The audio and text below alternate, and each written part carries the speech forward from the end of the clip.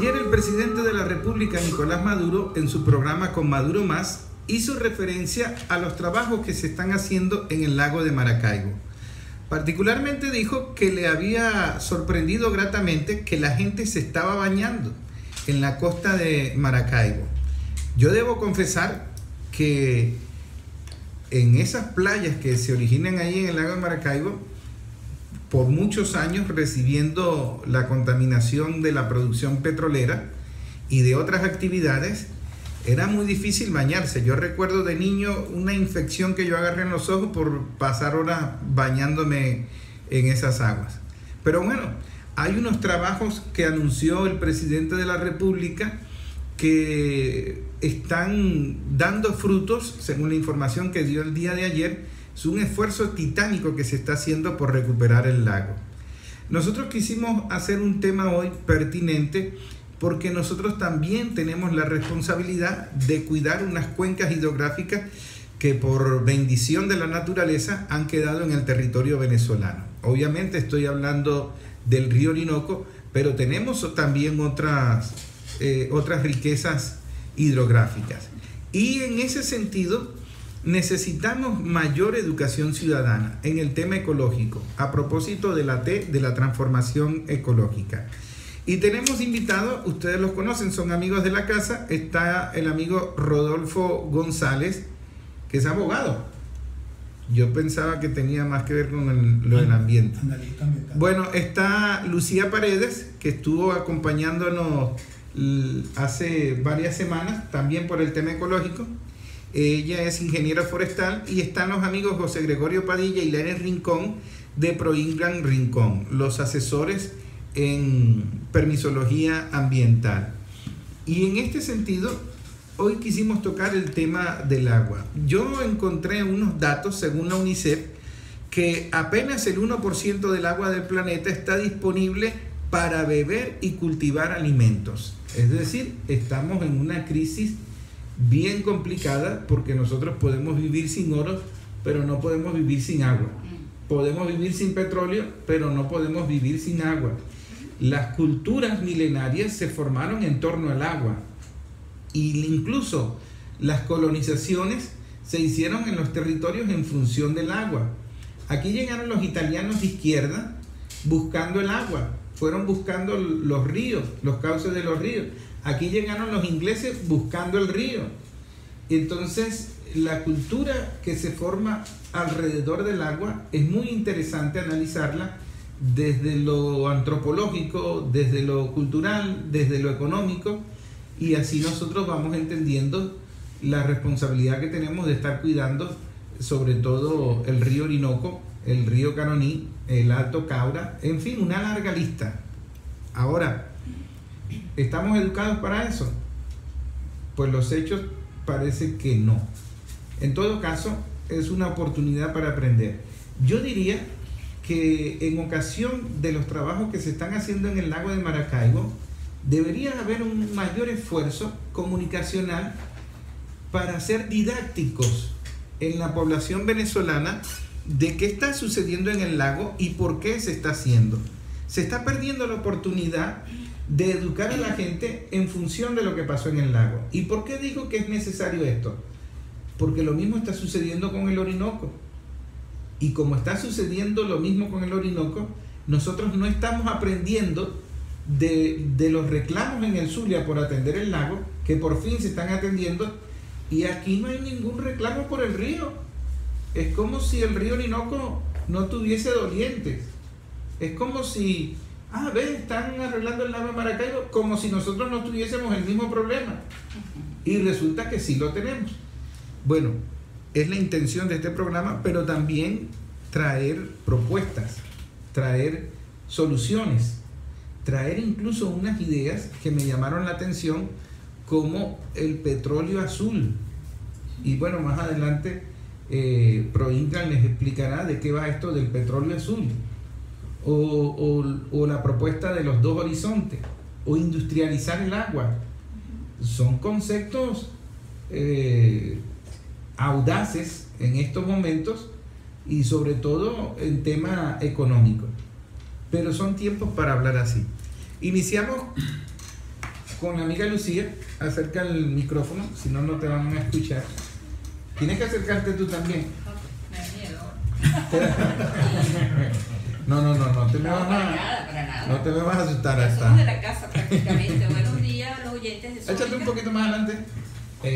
Un placer estar de nuevo con ustedes. Esperamos todos aportar un granito de arena más de conocimiento en cuanto a lo que son las cuencas hidrográficas, la importancia y sobre todo que valoremos el recurso agua. Así como ya tú lo dijiste, sin el agua pues sencillamente no hay vida. No puede ser que le demos más valor a un gramo de oro, a un barril de petróleo que al agua. Sí, yo recuerdo que cuando había una crisis de lema, creo que se llamaba, que era un moho verde que había en el lago. El Legna. Ajá, el Legna. O lenteja. O lentejas. Lenteja le dicen también. Sí, Bueno, la sí, lenteja, parecía. algas y todo El eso. lago parecía una gran sopa de Lenteja de lenteja. agua dulce. Lentejas de bolsa. Ajá, entonces eso fue una crisis tremenda en el lago. El lago ha tenido, como que dice, su momento, su historia.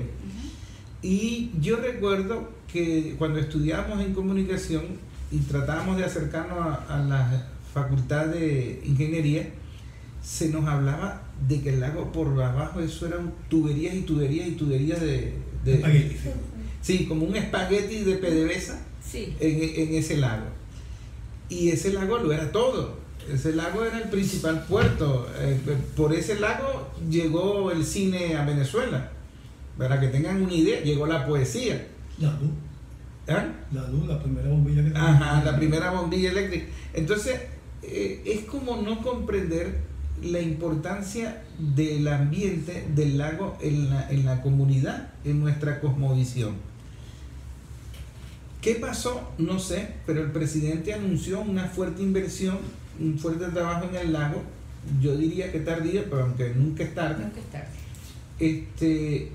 Creo que es necesario que en el estado Bolívar surja un movimiento en defensa de nuestras cuencas hidrográficas, porque tenemos mucha minería. Hicimos un programa de la bulla loca, no sé si lo recuerdan, Sí. y advertimos de que eso iba a empeorar, porque hay sanciones económicas, hay crisis económica, hay migración hacia la zona del sur, el oro se cotiza, entonces todo tiende a que va a empeorar hacia nuestras reservas de agua, y si no hacemos conciencia ahorita para advertir de que podemos tener un problema, que ya lo tenemos pero mucho más grave, entonces no va a funcionar.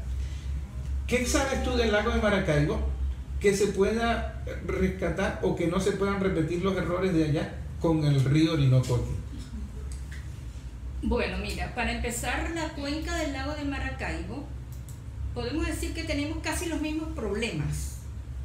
¿Ok? Tenemos problemas y es calidad de agua, es cantidad, pero el lago de Maracaibo tiene sus características primordiales. Digamos que es una cuenca donde se ha desarrollado desde hace muchísimos años la industria petrolera. ¿Ok? En vista de este desarrollo de la actividad petrolera, pues alrededor de esa cuenca del lago hay una gran cantidad de desarrollo industrial, urbanístico, yo diría que a lo mejor planificado pero sin mucho seguimiento y sin mucha inversión. Lo que tú decías es muy cierto, hay una gran cantidad de tuberías que van por el fondo del lago, que atraviesan prácticamente el lago. Rodolfo lo sabe, una red que van dirigidos hasta la zona de Falcón, si no me equivoco, para la refinería Cardón y de Amoay. Hasta el sur. Bueno, hasta el sur. norte. Entonces, ¿qué es lo que ha pasado allí? Lo más grave que sucede allí ha sido la falta de mantenimiento de toda esta red de tuberías de la industria. Aunado a esto, tenemos el desarrollo industrial, hay un desagüe de agua servida, de desecho, una locura, que ha causado que en el lago de Maracaibo tengamos una gran cantidad de materia orgánica. ¿Qué sucede si en este lago lo tenemos lleno de materia orgánica? Se ha desarrollado, como decía Rodolfo, la lenteja, esa alga, ha crecido demasiado, no se toman correcciones a tiempo hay una actividad, la luz del sol, digamos, esta alga tiene la capacidad de ejercer actividades de fotosíntesis. Entonces, como va tapando la superficie del lago en algunas zonas, es imposible que la luz solar llegue al fondo del lago. Y estamos perdiendo o generando una gran cantidad de problemas en el fondo del lago, en su fauna y su flora, que nos lleva a la pérdida de especies de fauna y de flora, mortalidad de peces, y además, y lo peor de todo, es la calidad del agua. Algo vi por ahí de un estudio científico que habla de la transformación del agua dulce del lago en agua dulce con sabores. Sabores que no nos gustan y que nos convienen, porque le generan una gran cantidad de problemas de salud a la población. Transformación de agua dulce del lago en aguas con sabores. Con sabores. Y eso es normal. La descomposición de todo esas especies de fauna, de flora, los contaminantes que vierten al lago, como decía Rodolfo, esa gran cantidad de químicos, el crudo, ¿verdad? Que no es solamente ese superficial que vemos, él lo derrame abajo en el fondo del lago por esas tuberías que van dirigidas hacia diversas zonas del país. Claro. Rodolfo, y en cuanto al río Orinoco, ¿qué podemos aprender de lo desaprendido con el lago de Maracaibo? Ante todo, bueno, gracias por la invitación. Un grupo excelente y exquisito que tenía tiempo, que no veía, sobre todo las dos amigas que están acá. Bueno, mira, antes de pasar al río, quisiera también hacer una acotación con el tema del lago. Es un tema sensible porque lo viví, lo trabajé en los años 90, trabajé en el lago de Maracaibo. Bueno, no te imaginas qué intensidad de trabajo se hizo ahí, de estudio de la calidad del lago. El lago de Maracaibo primero hay que recordar que fue la primera gran masa de agua dulce, por lo menos de Latinoamérica. El lago comenzó un proceso de salinización en cuanto sus vertientes, sus ríos, más de 250 entre ríos, quebradas y todo eso, empezaron a secarse, empezaron a impedir su caída al lago, y eso provocó que la fuerza hidráulica del lago desde el sur hacia el norte para impedir que entrara el agua salada se disminuyera casi a cero, y ahora el agua salada entró, está salinizando el lago, y eso está provocando lo que decía Lucía, la muerte de una cantidad inmensa de especies, tanto animales y vegetales, que es lo que entonces el ambiente busca, su manera de permanecer, su manera de estar, y busca niveles de vida que, aunque requieran más energía, como es el caso de la Letna, busca mantenerse en un nuevo estado, que de ahí es donde nace la contaminación del lago. En el lago de Maracaibo, en su lecho, hay lo que se llama el espagueti, y no se sabe qué cantidad de tubería en cuanto a distancia hay. O sea, no se sabe, eso no hay registro. La tubería no solo no le dieron mantenimiento, sino que ya la tubería se dañaba, lo que fuera, la condenaban y la dejaban ya cargada con cualquier sustancia química.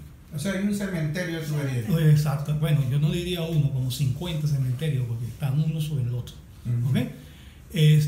Y el borde del lago de Maracaibo, sobre todo la costa oriental del lago, más allá del fenómeno de contingencia que se está hundiendo parte de la costa oriental del lago por todo el petróleo que sacaron.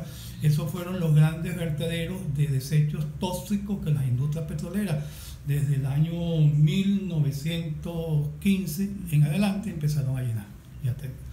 Ese es el gran problema. Si tú no resuelves eso, que son las causas de ahí en adelante, de todo lo demás, olvídate que todo lo que se está invirtiendo ahorita, ya eso se ha hecho como 3 o 4 veces en el pasado y no ha servido para nada. ¿Pero tienes conocimiento en qué se está invirtiendo ahorita? Plantas de tratamiento. Plantas de tratamiento. En el 1991, ante el Banco Interamericano de Desarrollo, se demostró que las plantas de tratamiento en el lago de Maracaibo no serían efectivas más de 2 años. Ok, o sea, es una solución a corto plazo. No, ni a corto plazo. Ni a corto plazo. Es algo que te palea una situación, pero no te la resuelve. La solución del lago comienza por restituirle sus condiciones ambientales originales lo más que se pueda. Es imposible que vamos a ir a lo que eran hace 150 años, imposible, pero lo más que se pueda. Contener la entrada del agua salada al lago, y después que tú logras eso, que cortas gran parte de lo que provoca la degradación ambiental, entonces tú empiezas a reconstruir. No quita que se puedan hacer cosas contingentes que después con el tiempo van a ayudar a lo que se está haciendo. ¿Okay? Lo de la leña es un tremendo negocio donde los que más ganaron fueron los camioneros que sacaban la leña. Ni el lago ganó ni la gente ganó, porque el problema está ahí. Está ahí y va a seguir. ¿Por qué? Porque el oxígeno disuelto en el agua del lago ha disminuido significativamente, porque hay mayor incremento de sustancia orgánica que absorbe oxígeno. Y entonces las otras especies, sobre todo vegetales, tienen que buscar la manera. ¿Cómo es la manera? Una especie que no consuma tanto oxígeno. ¿Y cuál es esa especie? La leña. Ahora, en el Orinoco hay que... No, pero antes de pasar al Orinoco, porque tú me tiras eso así de que no funciona. Entonces, por ejemplo, volver las condiciones naturales del lago Maracaibo es imposible. Imposible, sí. Ajá. Pero sí podemos aproximarnos a condiciones que contribuyan a que todo lo que tú hagas después tenga mayor efectividad. Una acción concreta podría ser recuperar la cuenca y la olla. Hay que recuperar. Si antes tenías 200 ríos, tú puedes ahorita, y ya hay la tecnología, hace 50 años las había, ahorita las hay, donde tú puedes recuperar ríos. Y cuando tú haces que el río entre a la masa de agua del lago, eso es una fuerza. La presión. Es como inyectarle vitamina a través de los y ríos. se puede hacer Una presión hidráulica que te aleja la masa de agua salada. ¿Cómo lo puedes paliar ahorita? Con cañones de aire. Nosotros lo planteamos, pónganle en el sur del lago unos cañones de aire que hagan las veces del agua del río, que ¿Qué es un cañón de aire? ¿Un abanico muy jugo? No, un tremendo bicho que tú lo haces soplar. Entonces lo pones al río, al agua, ella va a empujar, le estás inyectando oxígeno, le vas a incrementar el oxígeno disuelto al agua, y vas a provocar una fuerza que va a impulsar el agua hacia afuera.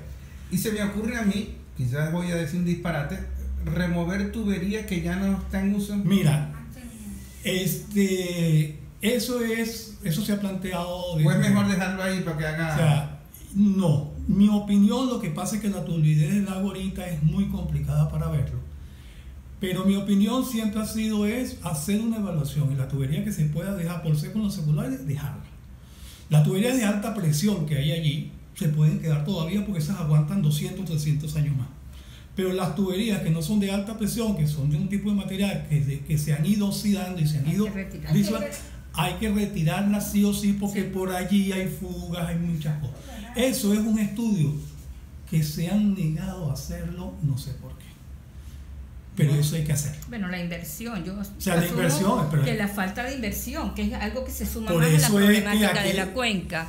Lo que plantea Rodolfo de recuperar la cuenca, es importante que la gente conozca. Rodolfo habló de algo muy importante, es la recuperación de la cuenca para solventar en parte la problemática del lago de Maracaibo. ¿Cómo solventamos la problemática de la cuenca? ¿Cómo la recuperamos? Rodolfo, yo pienso que a través de la educación ambiental es importante que enseñarle a la gente que ocupa la cuenca que todo lo que hacemos en ella se va a reflejar en la cantidad y la calidad de agua. Una gota de agua me dice a mí todo lo que está pasando en una cuenca hidrográfica. Entonces, pienso que tenemos que arrancar por allí, Rodolfo. Sí. Lo que tú planteas y lo que se plantea de esos sopladores, bienvenido sea toda la tecnología que conlleve apresurar y acelerar el proceso de recuperación del lago. Pero tenemos que ir a las entrañas del problema, y para mí, personalmente, Lucía Paredes, el problema grave que tenemos en el país con respecto al uso, al manejo de los recursos naturales, es la falta de educación. El no querer aceptar y no tener ese sentido de pertenencia del sitio de donde estás, de las potencialidades del sitio que ocupas y de todo lo que la naturaleza te da sin necesidad de agredir. Por ejemplo, tú puedes cultivar sin tener que generar en una hectárea una gran cantidad de fertilizantes. Hay tecnologías para ello. ¿Por qué no vamos a eso? ¿Por qué no usamos el control biológico? Aquí en Venezuela yo tuve la oportunidad de trabajar con el doctor Carbonell En la parte de tecnología visitamos todas las universidades del país, vimos todos los trabajos de investigación engavetados que hay con Luis Manuel Carbonell. Él fue ministro de Educación y tuvo un proyecto con PDVSA, con Palma Bay, y tuve la oportunidad de trabajar con él y visitar todos los centros que generan tecnología y que hacen investigación, todas las universidades del país. Es increíble ver todo lo que hay engavetado por parte de los científicos porque no hay dinero para implementarlos. Entonces yo creo que llega el momento que hay que sacar, hay que aprovechar todo lo que está allí. Claro. Y llevarlo y que la gente conozca, pero principalmente la gente tiene que conocer que la cuenca es una unidad dinámica y que todo lo que hacemos se refleja allí en el lago. Que tenemos una parte alta, una parte media, una parte baja. Eso hay que enseñárselo a la gente. ¿Qué sucede en cada parte de la cuenca? Cuando son abiertas, los procesos son diferentes. El tema, claro, en una cuenca abierta, en una cuenca cerrada. Sí. Son diferentes los procesos. No te van a escuchar si me hablas de allá sin micrófono. El tema de educación es transversal. Sí, y es prioritario en todas las etapas. Sí, señor. Entonces, eso lo abordamos un poco más adelante. Voluntad política e inversión. Ajá. El tema de inversión y de propuesta, porque la inversión tiene sus bemoles también. Por ejemplo, decía Petro, la ecología no es rentable. O sea, tienes que resetearte esa visión capitalista de que todo tiene que ser rentable. Entonces tienes que cambiar el concepto a la rentabilidad. ¿A qué llamas tú rentable? Porque si tú me dices que recuperar el agua no es rentable en lo económico, es rentable para la vida. Y tener el oxígeno disponible para respirar no es rentable, cuéntame entonces. Exacto. Entonces tenemos que replantearnos, resetearnos qué es rentabilidad, qué es visión económica y todo eso, para encontrar soluciones. Porque si vamos a continuar con la visión capitalista de rentabilidad, ahí no vamos a hacer nunca nada, porque es más rentable dejar morir ese lago. Eso es correcto. Entonces eso no tiene sentido, eso es una contraeducación. Ahora, el tema del río Orinoco, porque a mí se me antoja que aunque aquello es un lago, este es un río, tenemos unas similitudes y deberíamos aprovechar lo que está sucediendo para aprender en cuero ajeno, porque aquí en el río también tenemos problemas graves. ¿Qué sucede con nuestras cuencas hidrográficas, con los ríos? Ahorita hubo una sequía tremenda. Se empieza en esta temporada las lluvias. Me decía el presidente Tony Medina del complejo agroindustrial que vienen ahora las lluvias, pero la sequía fue tremenda, los calores fueron tremendos. No sé cuáles son las perspectivas de las lluvias, pero aquí se están presentando inundaciones que antes en años no se veían. Crecimientos del río que años no se veía. Es decir, el clima está loco. Nos está dando muchas señales de que la crisis es evidente y las estamos ignorando. ¿Qué hacemos con el río Orinoco? ¿Qué se les ocurre? ¿Qué diagnóstico, qué advertencia urgente debemos hacer? Inicia tú, Rodolfo. Luego... Bueno, lo primero que hay que entender, o sea, yo siempre, y es mi parte, porque yo estoy muy de acuerdo con el tema de la sensibilización, la concienciación y formación ambiental. Porque si no tenemos eso, como dice Lucía, olvidémonos que va a ser imposible hacerla. No es que hay que entender el río Orinoco es un río maduro, un río viejo, ya por eso es que no se puede represar, ¿ok? No podemos aprovecharlo para su fuerza hidráulica como aprovechamos el carbón. Ahorita el mayor problema del Orinoco, que desde mi óptica, y así lo aprendí, porque a mí me tocó jugar un papel importante cuando estuve en la gobernación del estado, en la Comisión Técnica Presidencial, bipresidencial para el estudio de la navegabilidad del eje Meta-Orinoco. Y el fundamental problema que tenemos nosotros comienza por el tema de que perdimos el control sobre los nacientes del Orinoco. Nosotros ese espacio nos lo dejamos quitar sin lanzar un solo disparo, y ya eso está en manos del país vecino. ¿Okay? Los nacientes están en Colombia. En Colombia, cuando estuvieron toda la vida en Venezuela. Después nos los quitaron, o sea, nos los dejamos quitar, porque no fue que nos los quitaron, nos los dejamos quitar. Y el otro gran problema es que existe una insistencia de abrir el canal de navegación entre el Meta y Orinoco. Que a mi opinión, y así fue de la comisión, es un error.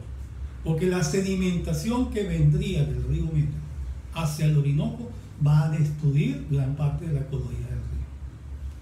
Entonces, esa cuestión es que está Venezuela bien clara.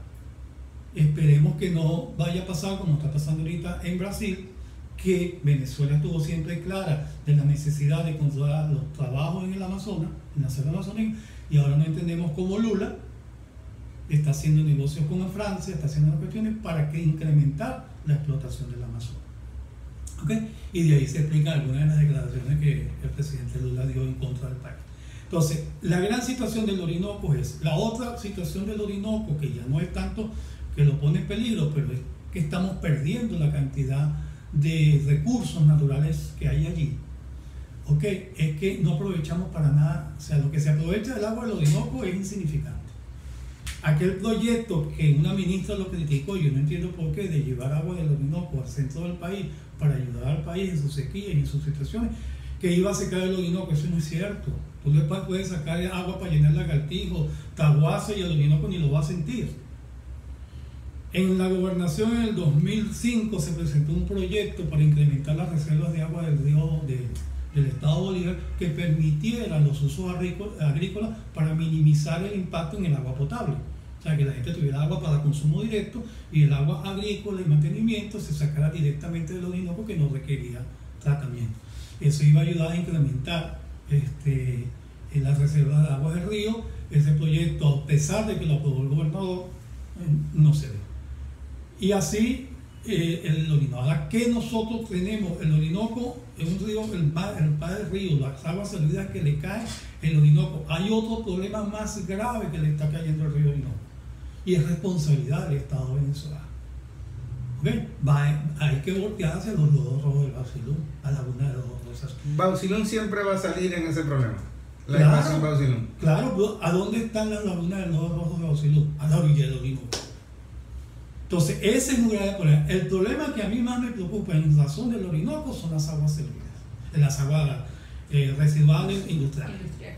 Esa es la que a mí más me preocupa. Y lo otro que me preocupa ahorita, que no sé qué está pasando, no pude conseguir información sobre el mantenimiento del canal de navegación, que es otro recurso que estamos perdiendo, porque eso se planteó, toda la cantidad de material granular que se pierde allí, que se saca de un lado y se echa a otro, se saca de un lado y se echa a otro.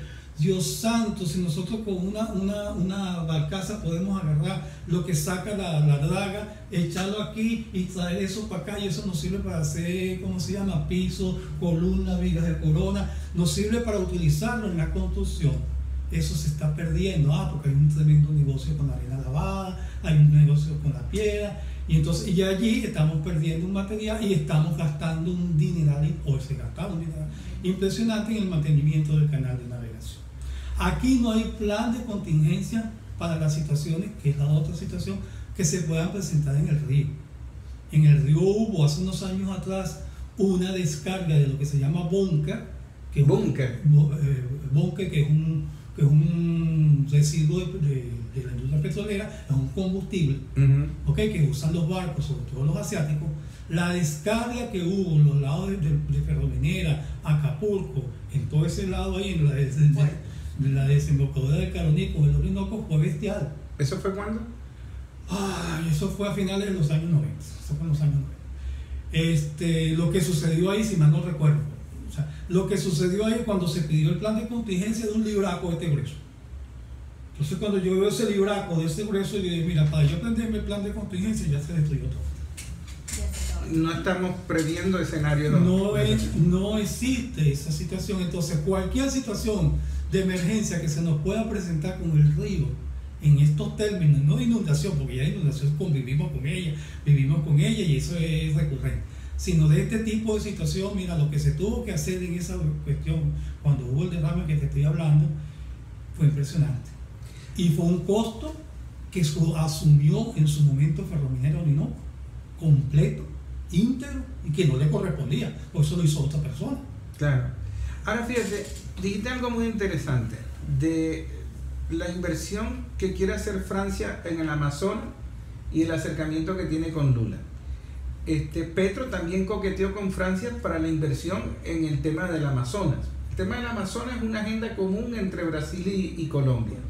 Y nosotros tenemos, ustedes me corrigen, tenemos 3 arterias de agua vitales para América Latina, que son el Amazonas, el Orinoco y el Paraná.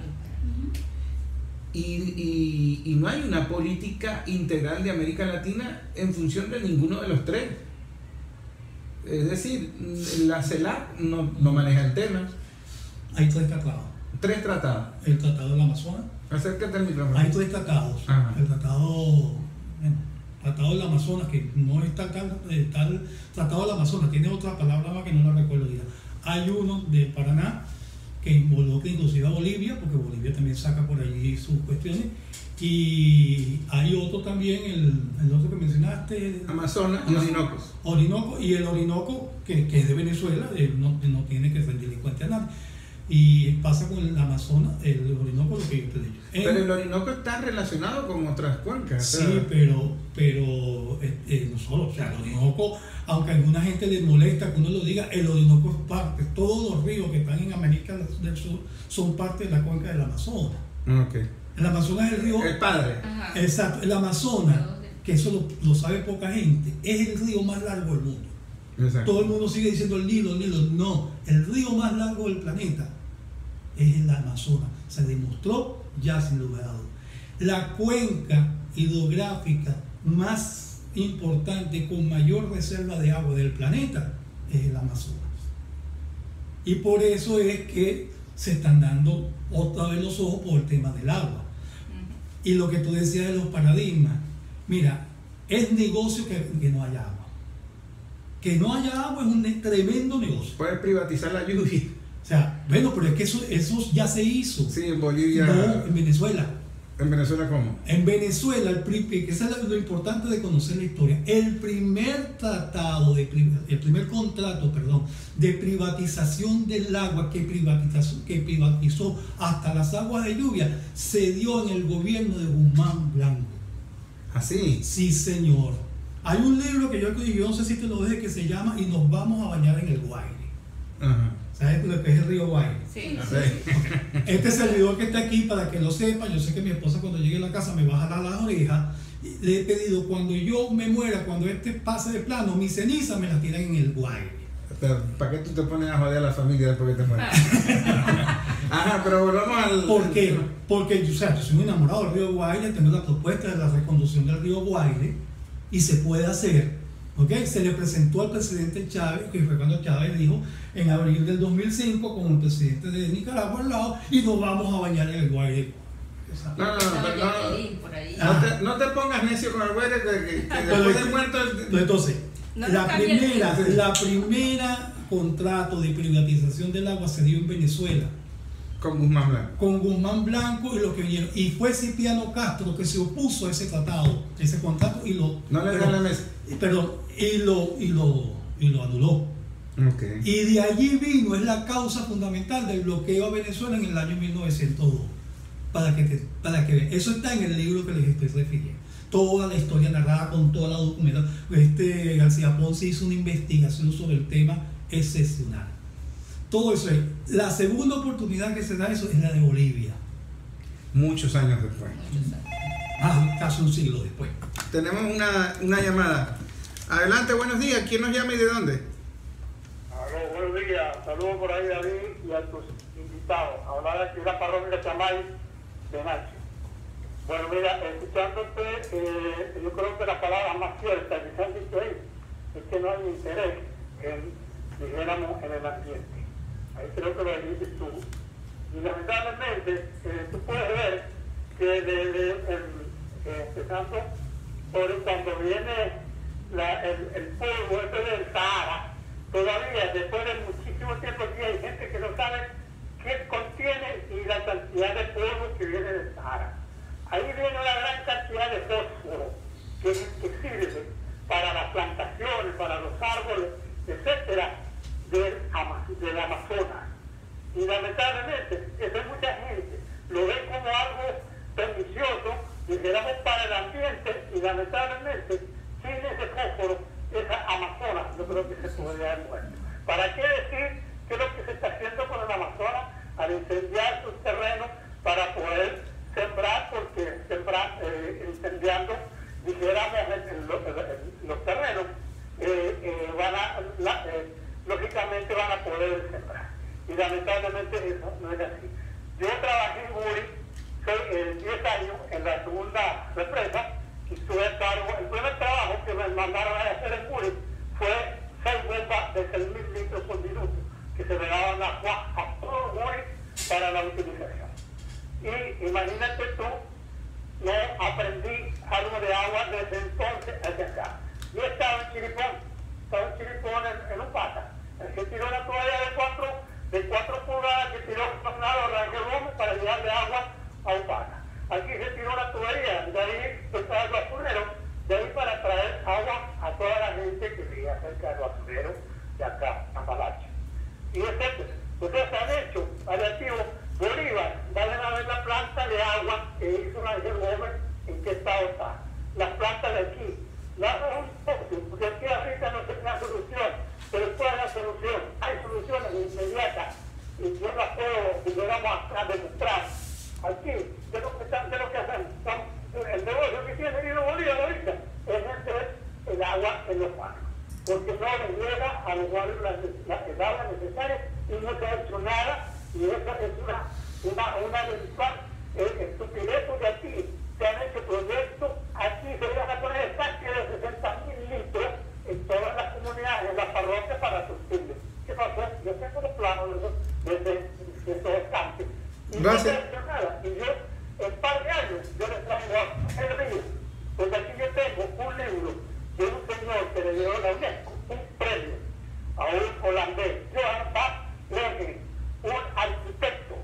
Y él promueve y él demuestra aquí cómo se puede esa agua del río, las mismas casas, se puede purificar. La gente, yo les saco el agua del río, le digo yo en Bolívar, de dónde se sacaba el agua del río tiempo atrás, de unas rampas que se pusieron y unas bombas que se pusieron ahí. Gracias, Venancio. El agua viene con decantación, ya viene decantando y viene en muy buen estado. No, excelente, pero viene en buen estado que usted la puede ingresar a la tubería de Guido Bolívar y entregar a la gente y la gente que la purifique en la casa. Gracias, Venancio, porque si sigue no me voy a perder. Gracias por la participación.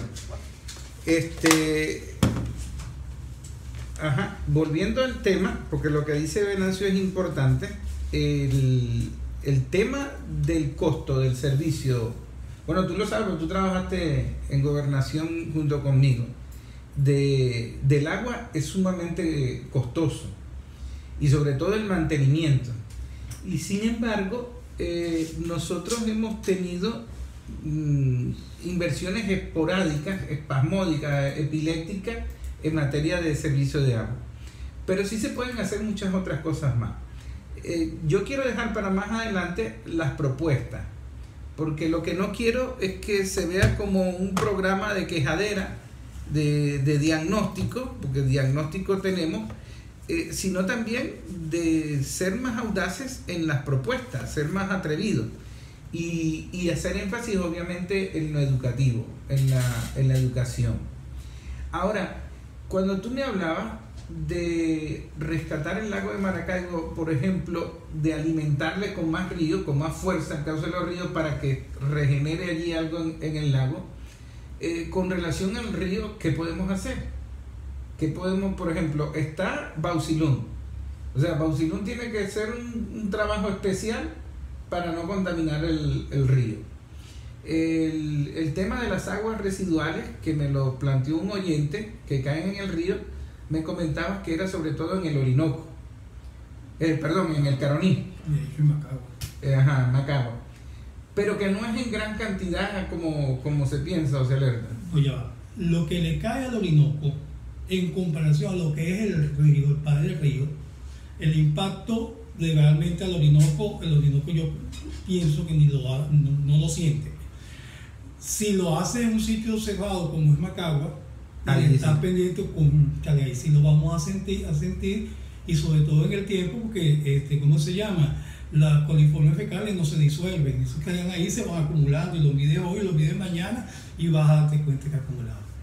En el tema del Orinoco, lo que tú me dices de Bausilón y lo que estás hablando de propuestas, bueno, yo creo que aquí estamos todos contentos de que hoy y toda la crítica, todo el análisis que hicieron, pero como propuesta, bueno, ya se han planteado propuestas, se ha mencionado alguna propuesta. En el caso del río Orinoco, lo fundamental es, en primer que nada, bueno, la educación. Si nosotros nos sensibilizamos y educamos previo, y volvemos al tema que yo te decía hace un tiempo, que hay, y siempre lo pregunto a previo, ¿qué hay más en el planeta, agua o tierra?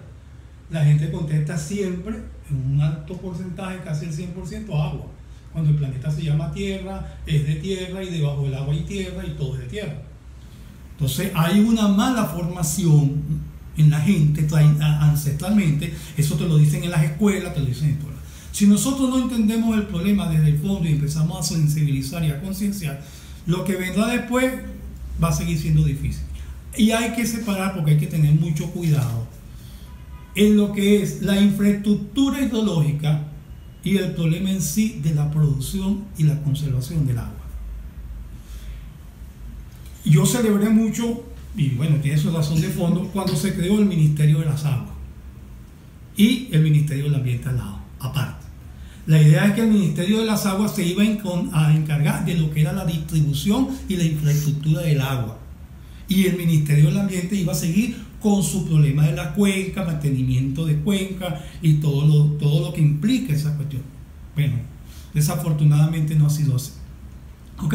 Entonces, nosotros tenemos, el país no se ha planteado nunca, y sobre todo sus gobernantes, en la situación de producir agua.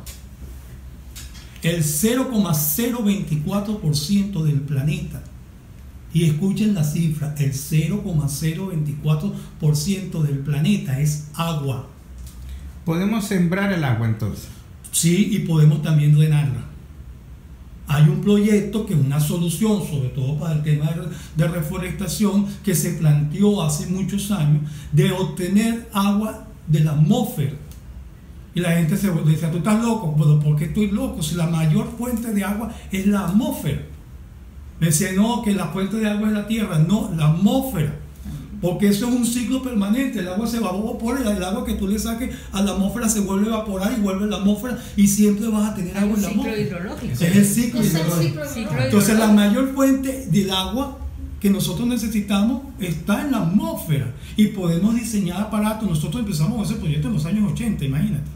¿Okay? Para sacar agua de la atmósfera, y se colocaban equipos, aparatos en los sitios deforestados para darle agua a los árboles que se plantaban y todas esas cuestiones, porque el gran problema de plantar un árbol en esos sitios inhóspitos es que no hay el mantenimiento del árbol, y el 80 y pico % o más de esos árboles que se plantaron en su momento desaparecieron, se secaron por falta de mantenimiento.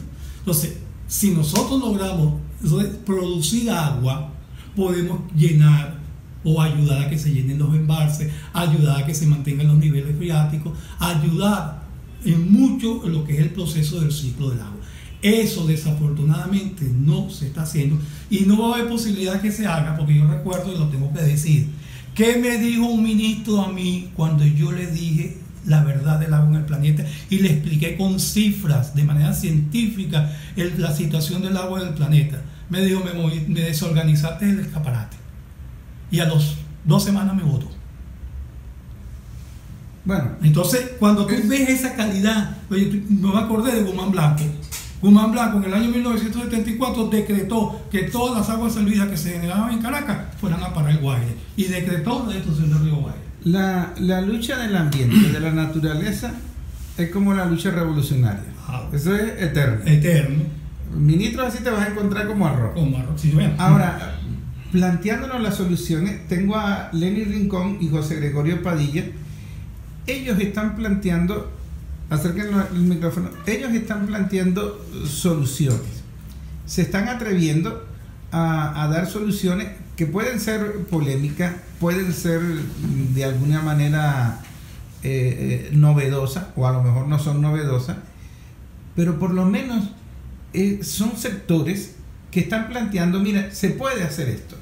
Una de esas ideas que ella me comentó, ella lo llama el petróleo azul o el proyecto de las 2H. Sembrar el petróleo azul. Sembrar. Esa es la consigna del proyecto denominado Proyecto Integral 2H. 2H significa 2 horizontes.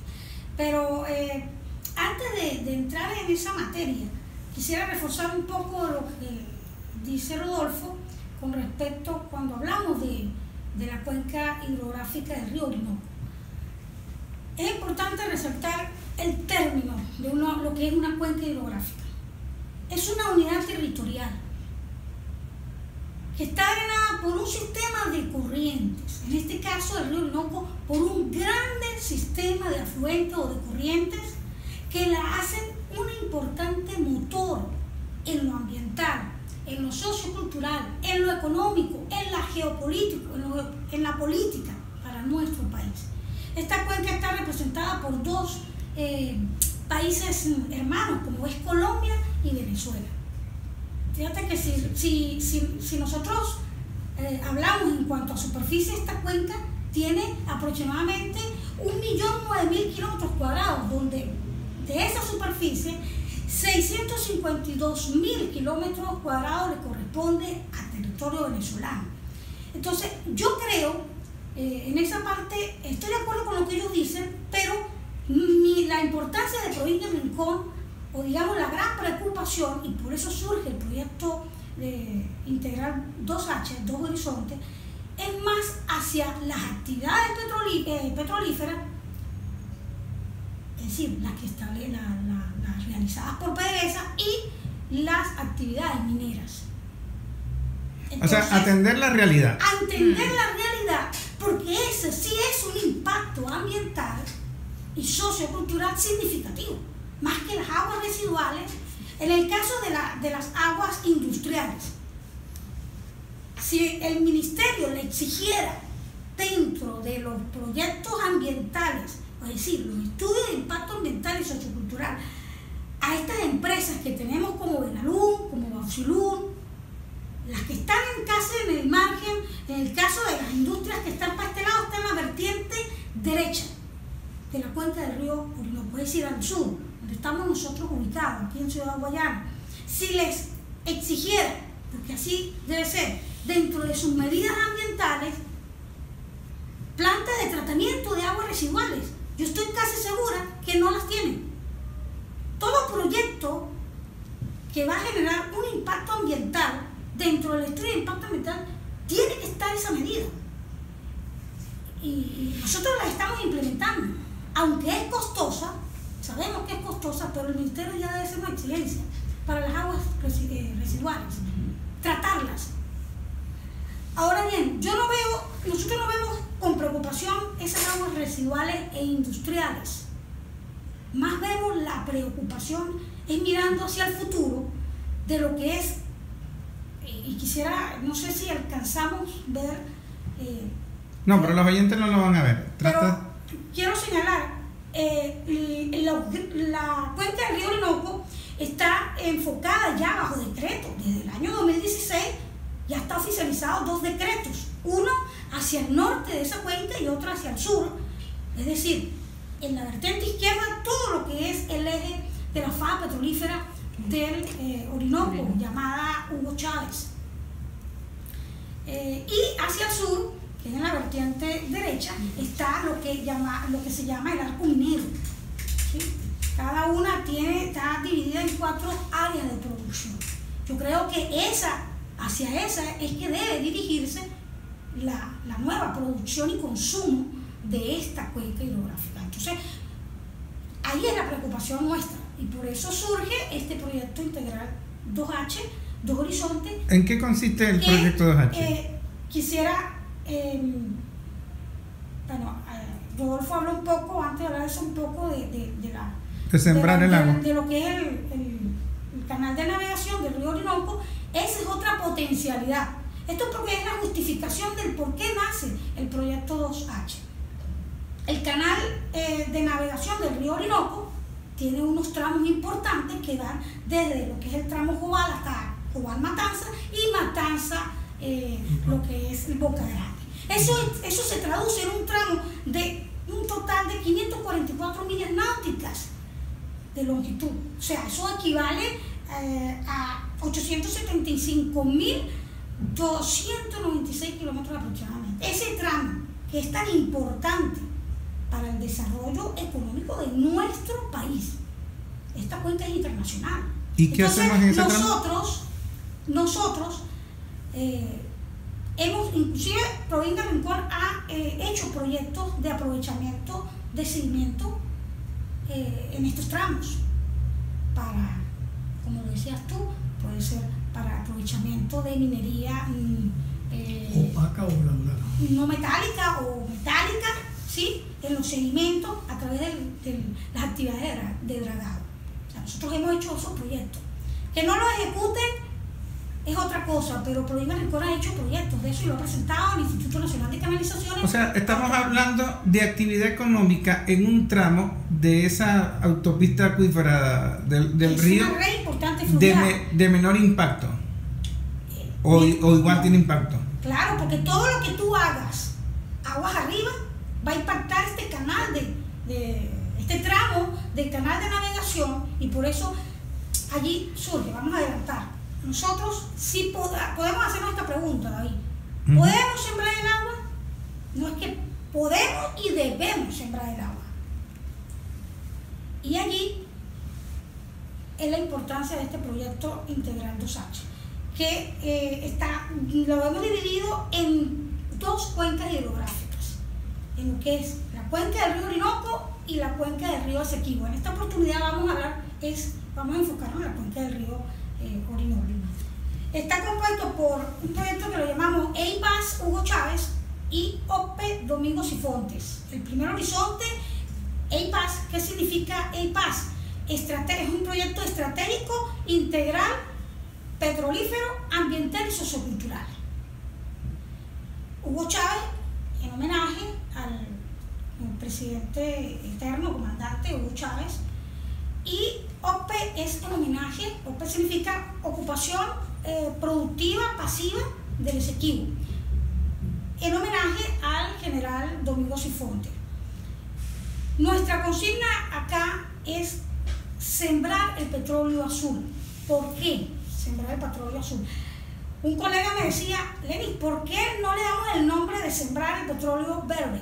El MINET, si tú lees algunos artículos, porque el MINET viene trabajando con PDVSA y ellos hablan sobre sembrar el petróleo verde. No. Esta actividad petrolera, este proyecto va hacia PDVSA y ya nosotros lo hemos hecho llegar. Estas actividades petroleras van a ser ejecutadas o están siendo ejecutadas en una cuenca hidrográfica. Cuando nosotros, y una cuenca hidrográfica es agua, su materia prima es agua. A ver, el petróleo azul es hacer inversión en agua, y sería que la misma PDVSA diversifique su economía invirtiendo en la cuenca y verla como una industria más. ¿Para producir qué? Para producir agua, para su funcionamiento, porque la cuenca hidrográfica, su materia prima o su motor principal es el agua. Sin esa agua, si se ve afectada en términos de calidad y cantidad, la cuenca hidrográfica no tiene funcionamiento. Y los procesos industriales se ven afectados. Habla con el micrófono, porque si no te escuchas. Y los procesos industriales se ven afectados. Yo tuve la experiencia de trabajar en Pequibén, acércate en lo que es la cuenca del río Morón, y trabajé en su conservación. Ella tiene el MINEC con Pequibén y Palmicha, que es la constructora metálica de Venezuela, tiene mayor conservación en la cuenca, que es la que da el agua en calidad y cantidad para los procesos industriales del complejo petroquímico Hugo Chávez. Okay. Ellos tienen, y de hecho trabajé en ella, y tienen un plan operativo desde educación ambiental, todo lo que es su conservación, todo lo que es su conservación tanto de vías de penetración y lo que es la cuenca alta y media del río Morón. También trabaja en los procesos de dragado del embalse y del canal del río Morón, que es el que desemboca en el mar. Ahora pregunto yo, a ver si Lenny me puede ayudar. en PDVSA hay un área que tenga la experticia, el conocimiento para diversificar la producción y ver el agua, un proyecto de sembrar el agua, de encontrar en el agua una actividad económica ecológica?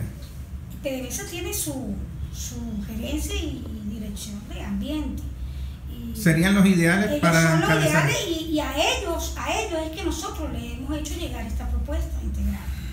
Y por supuesto, PDVSA no es cualquier cosa. Ellos tienen además de la capacidad desde el punto de vista profesional, también tienen toda una... Porque PDVSA, por ejemplo, Pequiven es un área de derivados petroquímicos que le ha dado importantes soluciones al país.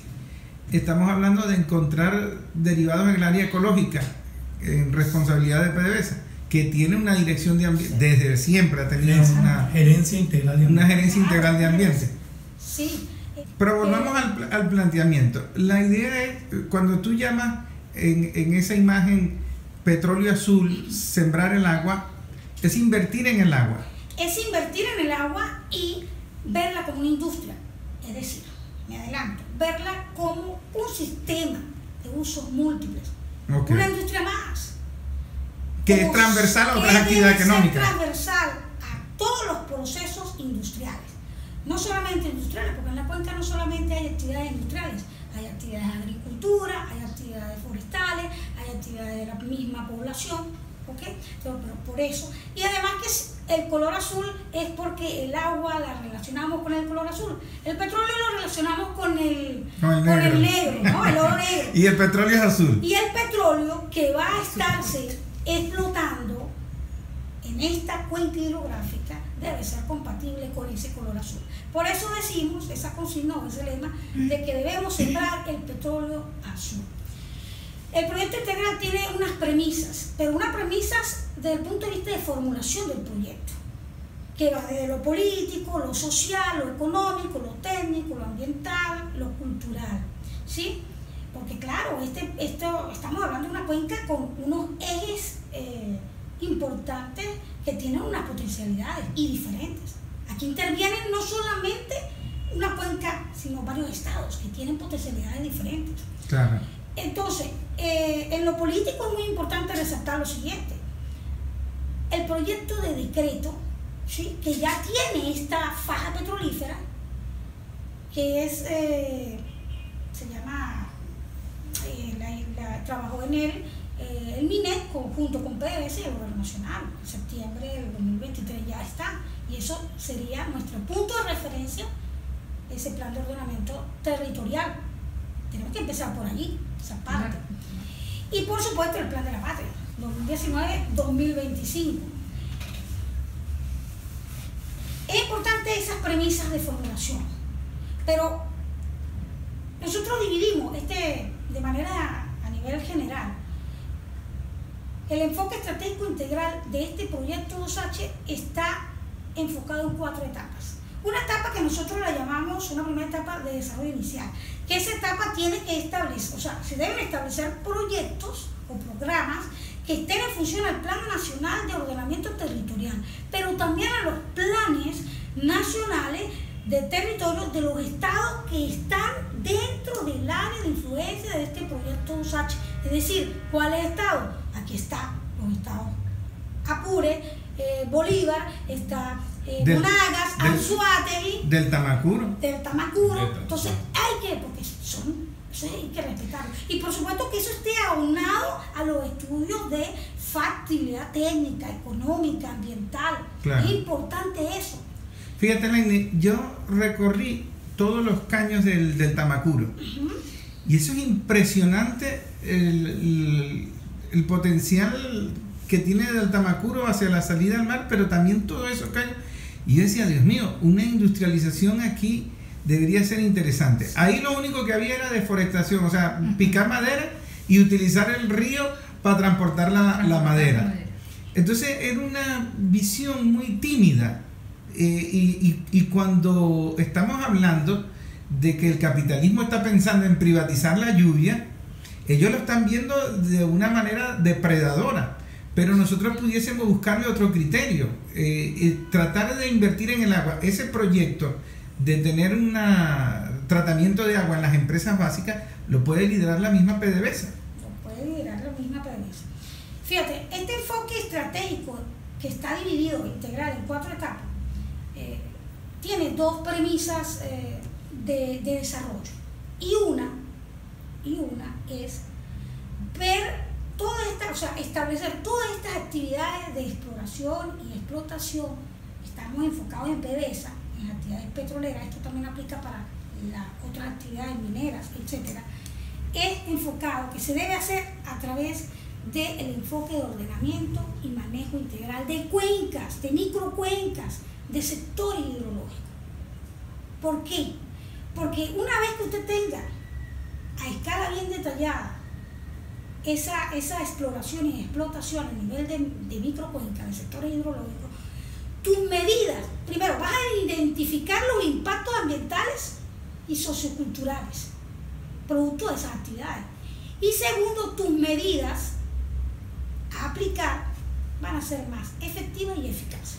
Vas a perder tiempo, vas a perder dinero, y cuando apliques tus medidas vas a ir hacia el problema donde se originó. Porque existen muchos proyectos, yo recuperé tantas hectáreas y restauré tantas hectáreas, pero resulta que no estás solucionando el origen del problema. Entonces por eso debe hacerse, y PDVSA lo sabe, esto que estamos diciendo no es nada nuevo para ellos, ellos tienen la capacidad, es una propuesta, porque nosotros debemos contribuir, además del ambiente, debemos contribuir, y esto nos permite también a nosotros como consultora captar clientes, potenciales clientes.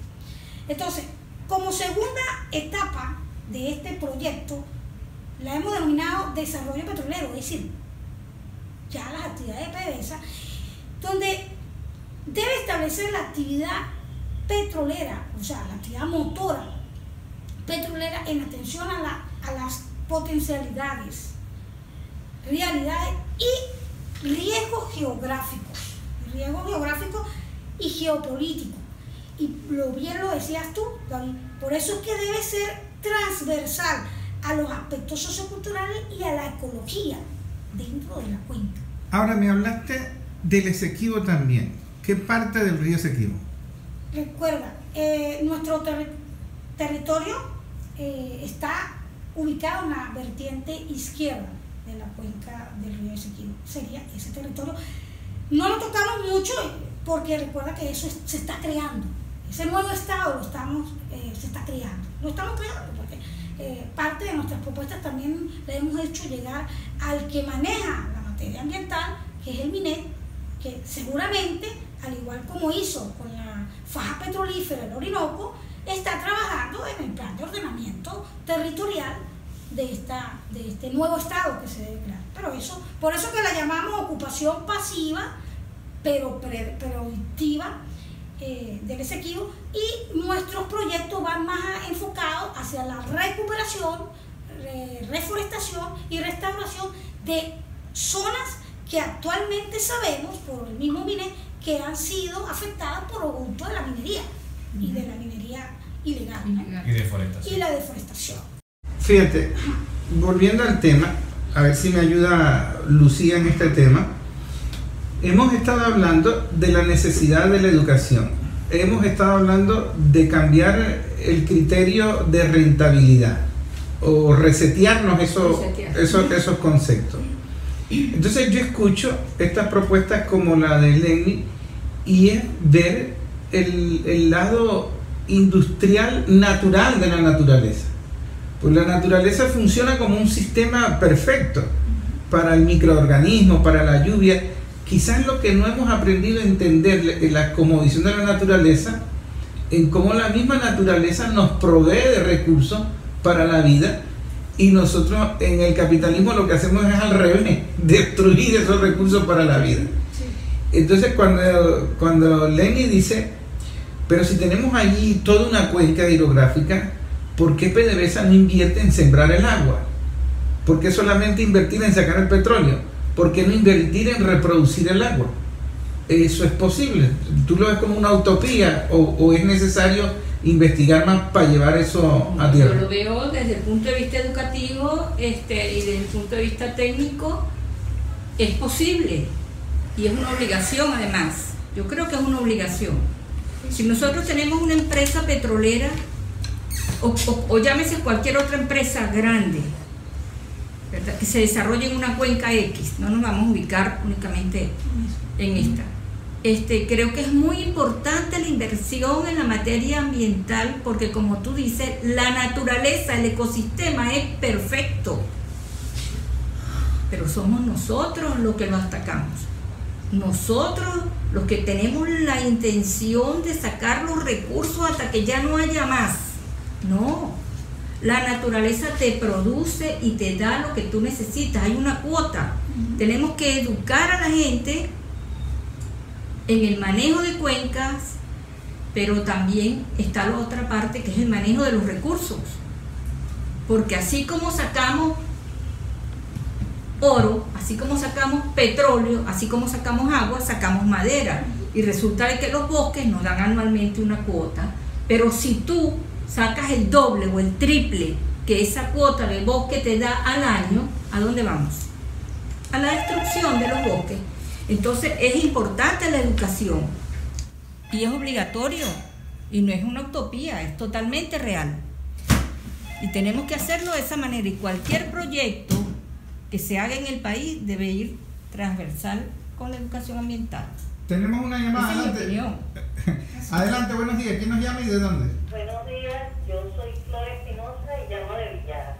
Oyendo la conversación que está muy interesante, yo veo que aquí lo que hay que educar no es a todos, a toda la población, ¿no? Pero sobre todo a los que están mandando, los gobernantes de todas las comunidades de los estados, pues que tengan esta situación para que tomen conciencia, porque no solamente en la parte energética y del agua, en todos los aspectos, yo creo que para eso son las universidades, para formar a la gente y que esa gente que tiene un potencial intelectual sean las que manejen cada área le corresponde. Por lo menos este señor que está hablando y la señora tienen un potencial intelectual. Si los gobernantes se sentaran con ella y oyeran todos los proyectos que ya tienen, nosotros fuéramos una potencia en todas las áreas, no solamente en eso. Ese es un llamado que yo hago, que por lo menos ellos deberían sentarse con el presidente, con el ministro del Ambiente, con toda esa gente para que tomaran en cuenta los proyectos. Bueno, muchas gracias. Gracias a ti, Flor. Bueno, sí, creo que antes hicimos un comentario donde hablamos que no solamente la educación es hacia las comunidades, la educación debe ir a la alta gerencia de todas las empresas y por qué no del Estado. Eso es importante, comenzar por ahí, comenzando con el Estado, es Desde la alta importante. dirección hacia abajo. El Sí, reseteo es empieza por ahí. Claro, Sí. así debe ser. Mira, Así debe ser. Bueno, para ir cerrando, dime, Rodolfo, Lo que vamos. quería decir, lo que acaba de decir Lucía, y también digo algo el presidente Chávez en el año 2004, cuando en el marco de la nueva etapa, dijo y estableció la necesidad, no problema, no obligación, la necesidad de conservar, la necesidad de aprender, de formarnos, y dio toda una metodología para que las comunidades, las instituciones del Estado privadas pudieran hacer todo eso. Y formó él directamente algo así como 420 facilitadores para que hiciéramos ese trabajo, entre los cuales se cuenta este señor que está aquí, que tuvo ese inmenso honor de recibir clase directa del comandante Chávez. Desafortunadamente eso se perdió y eso no se ha hecho. Con el tema de lo que tú estás diciendo de resetearnos, mira, si nosotros no cambiamos los paradigmas, nosotros nos movemos hoy día con los mismos paradigmas que se dieron en el año 1965 en el tema ambiental, que lo impuso el gran país del norte, el más bélico del planeta, que está en el norte de nuestra América. Él impuso los conceptos, los criterios, cómo se iba a trabajar en materia ambiente, y lo hizo, y esos criterios de allá, del año 65 a hoy, se han hecho es reforzar. Cuando tú ves que un ministerio del ambiente te habla de desechos ordinarios, te queda, bueno, yo como condorito me caigo para atrás. Y que te dice que en los desechos orgánicos no está el papel, ni está el plástico, ni la madera, ni los trapos, tú tienes que decir, Dios santo, ¿dónde estamos? Entonces, si nosotros, por eso lo que decía la señora, lo que estamos diciendo, tenemos que comenzar por la alta gerencia política, que cree y le dice todos los días al presidente que se las están comiendo y que lo están haciendo bien, pero el ambiente tú lo ves todos los días. Tú hablaste de sequía y todo eso. Ahorita vendrá lluvia, pero con temperaturas promedio de 47 a 52 grados. 47 grados. Y 52 grados. Con lluvia.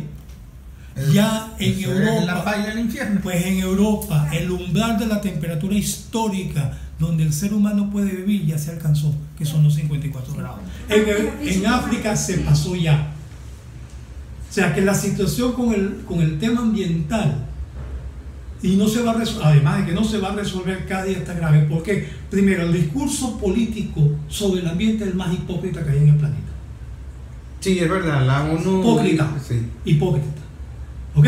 Te hablan, te critican, pero yo pregunto a las personas que hablan y critican hasta por los codos, ¿qué has hecho por el ambiente? ¿O qué estás dispuesto? Ah, bueno, tú sabes, ¿eh? Y no hacen nada. Personas comprometidas, como los que tienes aquí presentes, en el caso particular mío, yo tengo 63 años que acabo de cumplir ayer. ¿Ok? Y tengo de los 14 años metido en esto, dedicado a esto. Yo quisiera ver quién es más. Y no quiero nada por reconocimiento ni nada, sino para que la gente entienda el compromiso que uno tiene con esto, de dedicarle la vida. Yo le he dedicado mi vida a la gestión ambiental. Estoy enfermo por estar metido en vertederos. Yo llegué a visitar todos los vertederos de basura de Venezuela. Yo debo aclarar, bueno, felicitar a Rodolfo en su cumpleaños. No sabía que estaba cumpliendo ayer. Sí, te ves muy bien.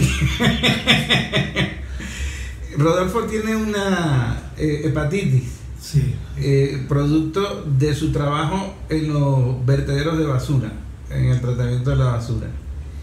Y es una de las personas que yo conozco, porque trabajé con él muchos años en gobernación, que es muy apasionado, convencido de sus ideas y las defiende sin temor al despido. Ha pasado por varios despidos. Tú lo sabes muy bien. Sí. Y yo no. Y me consta. Y además hemos trabajado mucho conversado mucho el tema del ambiente, porque el problema del ambiente es la desinformación, es la ignorancia. Más que la desinformación, la información interesada. Claro, porque la información interesada juega con la desinformación, no te cuentan la historia completa. Como el tema del agua. Exacto. El tema del agua, que hay más agua que te dicen, hasta el presidente Chávez, con una ministra al lado, decía las 3/4 partes del planeta es de agua, y ese día casi me quedó calvo. Y después lo vi todavía con el presidente Maduro, pero Dios, no hay quien le diga al presidente que el agua, que el planeta Tierra se llama Tierra porque es de tierra, no de agua. Entonces, bueno, sí. Bueno, es una cuestión de esforzarse en lo didáctico, de esforzarse, en mi caso, en mi responsabilidad de producir estos contenidos para tratar estos temas. Pero llegando ya al final, porque todo tiene su final, como la canción de Héctor Lavoe, un último mensaje en esas propuestas interesantes que debemos profundizar, no solo en el área de agua, porque también en el tema maderero, que se quemó el tema del bosque de pino, que hasta donde tengo entendido fue quemado, fue algo intencional. Pero bueno, para ir cerrando el programa, Lenny nos deja un mensaje, unas ideas. Quiero cerrar. Debemos de aplicar la circularidad, ya se habla de circularidad del agua. ¿Cómo? A través de la economía circular. ¿Sí? Es decir, utilizando productos o creando productos sostenibles. Debemos de implementar acciones que nos lleven a la información y a la concienciación propia a través de la educación ambiental, que bien lo decían mis compañeros. La transformación ecológica y sociocultural en los procesos de las cuencas hidrográficas es importante. No olvidar veamos a las cuencas hidrográficas como un sistema de usos múltiples, que tiene unas entradas y que tiene unas salidas. Y que las salidas, si no las controlamos, pueden traer como consecuencia problemas irreversibles de pérdidas humanas y de infraestructura, etcétera, etcétera. Eso nos impactaría enormemente. Y por supuesto hay que crear programas sostenibles, y parte de eso es la propuesta nuestra a las autoridades que llevan el fuerte. Estamos convencidos y estamos preocupados en actividades fuertes como la minería y las actividades petroleras.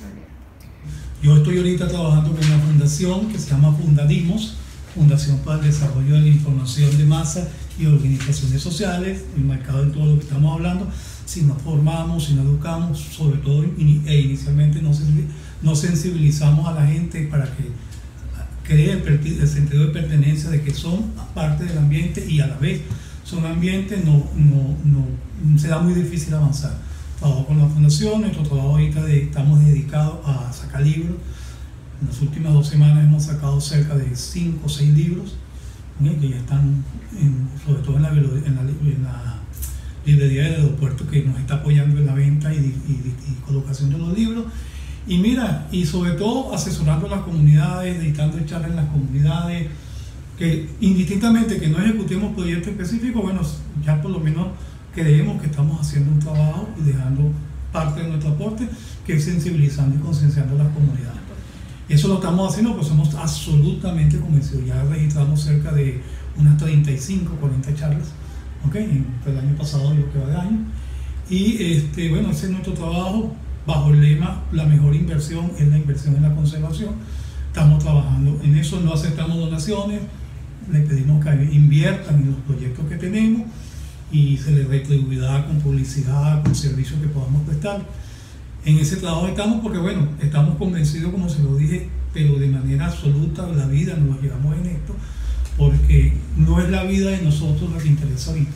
La que interesa es la vida de nuestros nietos, la vida de nuestros bisnietos, nuestro futuro, y a la orden le pongo para que vean ese nivel. Hay un libro llamado Súplicas a mi abuelo, que es una carta que me mandó un tatara nieto mío a mí del año 2150 para acá, una cápsula del tiempo, en un destello temporal. Se llama el fenómeno se llama destello temporal. ¿Y cómo se llamaba él? ¿No sabe? ¿Quién? El tatarabuelo. Romail. ¿Cómo? Romail. Rodolfo Madeleine Iliana. Me manda diciéndome cómo están allá en el 2150, gracias a la irresponsabilidad nuestra, a lo que dejamos de hacer hoy, como ellos, como nuestras generaciones futuras, donde aquella responsabilidad que teníamos de cuidar del ambiente como herencia que nuestros descendientes nos dejaron para que le cuidemos su futuro, no la cumplimos. Oye, voy a empezar a buscar a ver si mi tatarabuela me dejó una carta. Esa me llegó a mi casa. Esa carta me llegó a mi casa y la verdad, varias personas que han leído me lo han dicho: coño, me hiciste llorar. Lo que tenemos que buscar. Lucía, lo que tenemos que buscar son proyectos para evitar que esa carta nos llegue. Exactamente. Porque ese es un reclamo fuerte. Un comentario final.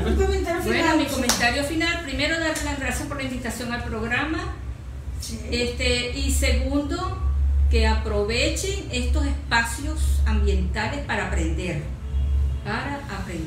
Y necesitamos el apoyo de las comunidades para que estos proyectos se puedan desarrollar.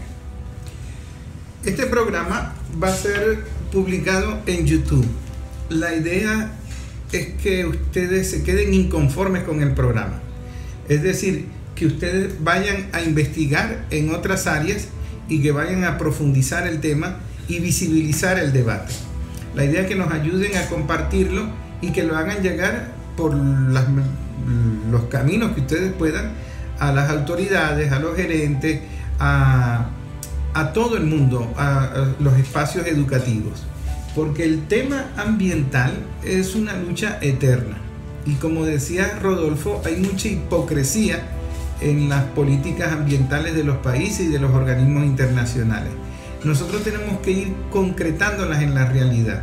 Lo interesante de la propuesta de ProIncan es que está enfocándose en la actividad minera, en la actividad petrolera, que son realidades económicas. Entonces no podemos hablar de un plan ambiental desconociendo la minería y la producción petrolera. Va a pasar por allí.